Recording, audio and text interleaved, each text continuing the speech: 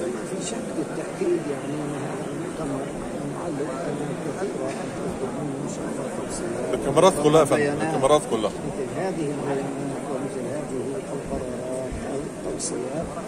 لا من شك أنها ستصب في خدمة الشعب الفلسطيني في الدرجة الأولى، لأن الشعب الفلسطيني حقيقة لو ناقشنا الإنسانية بتجردها الإنساني لقال كل إنسان يشعر بإنسانيته، لأن المظلومية الواقعة على الشعب الفلسطيني هي مظلومية كبيرة، وبالتالي آن الأوان بهذا الشعب أن يكون كسائر شعوب العالم تحت هذه الشمس بأرضه وبدولته وبحريته. حاول تسأله وتحس بالصدمة. تتوقف كل هذه المظالم الموجهة ضد الشعب الفلسطيني والاحتلال الإسرائيلي أو غيره ممن يساعد هذا الاحتلال. شعور فضيلتك وفي إصدار تم إصداره خلال هذه الدورة يحمل اسم حضرتك وبيحمل تجربتك، شايف الموضوع ده إزاي؟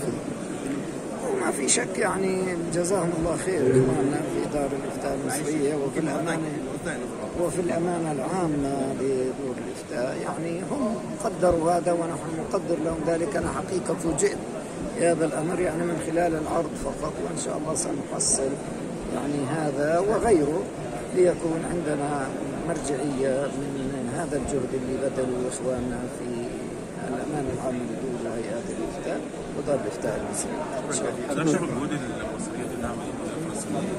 سيدي الجهود المصرية لم تتوقف ولن تتوقف في دعم القضية الفلسطينية، يعني دائما مصر في كل مستوياتها طبعا السياسية والاجتماعية والشعبية والدينية هي دائما مع الحق الفلسطيني ومع الأرض الفلسطينية، بخاصة أن الأرض الفلسطينية هي أرض الرباط وهي أرض المسجد الأقصى المبارك، أرض الإسراء والمعراج، وهذه تعني كل شعوب العالم الإسلامي وفي المقدمة من ذلك الشعب المصري أرض الكنانة. آخر التطورات في فلسطين خاصة عند أهل غزة. آخر التطورات في فلسطين خاصة عند أهل غزة. بالتأكيد التطورات الحقيقة مع الأسف الشديد هي يعني تسير وبسرعة كبيرة جدا ومتسارعة باتجاه مزيد من الظلم، مزيد من الألم، مزيد من الأسى، مزيد من الشهداء، مزيد من الجرحى، مزيد من الهدم. يعني هناك استهداف الحقيقة للبشر وللحجر وللشجر في غزة وفي سائر الأرض الفلسطينية، وإن كانت بطبيعة الحال غزة هي التي تتلقى الأكثر من حيث استهداف الإنسان والشجر والأرض والمؤسسات، ولكن في النهاية نحن وحدة واحدة الشعب الفلسطيني، سواء كان في غزة أو في مدن وأرض وأرياف الضفة الغربية، وشعب واحد ونتطلع جميعا لحرية كل هذا الشعب. وبالتأكيد قدم الشعب الفلسطيني من التضحيات الشيء الكثير، ونأمل أن تكون إن شاء الله تتويج هذه التضحيات هي الحرية والكرامة والاستقلال للشعب. عشان كيف توجه الهيئات الدينية استفزازات المستوطنين في الأراضي المحتلة بتواجهوها إزاي؟ يعني نحن قلنا من خلال كلامنا أن هناك يعني مع الأسف الشديد تحديات كثيرة، وبالذات تخص المقدسات الإسلامية وعلى رأسها وفي مقدمتها المسجد الأقصى المبارك. وكما يتعرض المسجد الأقصى المبارك أيضا للاعتداءات تتعرض الكنائس المسيحية كنيسة القيامة وغيرها من الكنائس والأديرة. الشعب الفلسطيني هو راعي هذه المقدسات سواء كانت المقدسات الإسلامية أو المسيحية، ولذلك نحن نهيب كل الهيئات الدينية والسياسية والإنسانية في هذا العالم أن تكون بجانب حماية الشعب الفلسطيني وحماية مقدساته والوقوف معه ليصل إلى حريته واستقلاله. كيف ترى دور تسمحون نعم يا جماعة؟ الله يرضى متشكرين يا جماعة. بني النظام الأخلاقي الصحيح والسليم من أولويات هذا النظام حفظ كرامة الإنسان، حفظ حقوق الإنسان، أن يشعر الإنسان بأخيه الإنسان.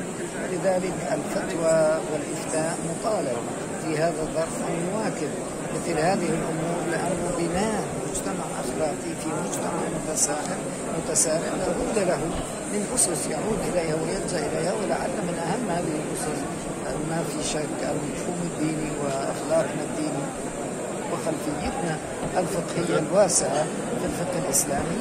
ونحن بالرغم بكل الأحداث فلسطين لأننا أيضا حريصين أن يصل صوت فلسطين إلى كل العالم، ولعلنا يعني ناشدنا هذا المؤتمر بضرورة الانتباه الاحتفال لحق الشعب الفلسطيني وأن يقوم بجانب قضيته العادلة وحق دفاع شعبه ليصل إلى الحرية والاستقلال. مولانا ممكن بس 20 ستكون وقت توصية ومتفق إلى قرار.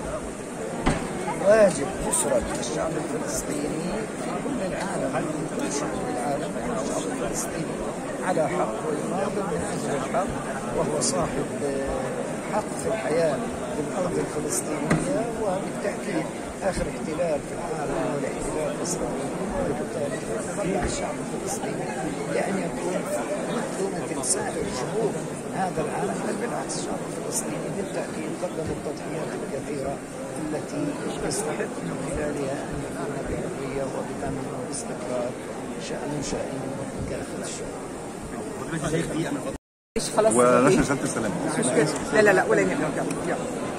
وما في شك أن المؤتمر يعني جاء كما قلت في الوقت المناسب تماما، بناء المنظومة الأخلاقية في ظل هذا العالم المتسارع. ما في شك أن اللجوء إلى أخلاقيات وأساسيات وتعليمات وإنسانيات الإسلام الحنيف الذي اشتمل كل هذه المعاني. يعني سمعنا بالكلمات بعض الإخوة قال الأحكام الفقهية قليلة، ولكن الأحكام الأخلاقية، وخاصة أن الكثير منهم والقائمين بالذات من جمهورية مصر العربية على هذا المؤتمر يعني تطرقوا إلى القضية الفلسطينية وإلى أنها جوهر لا زالت في اهتمامهم، ونحن على يقين أن القضية الفلسطينية ستكون إن شاء الله دائما في اهتمام القادة العرب والقادة المسلمين، وكذلك دور الفتوى والمراجع الدينية كالأزهر الشريف الذي نحيي أيضا ونقدر موقفه المتمثل وموقف الدكتور.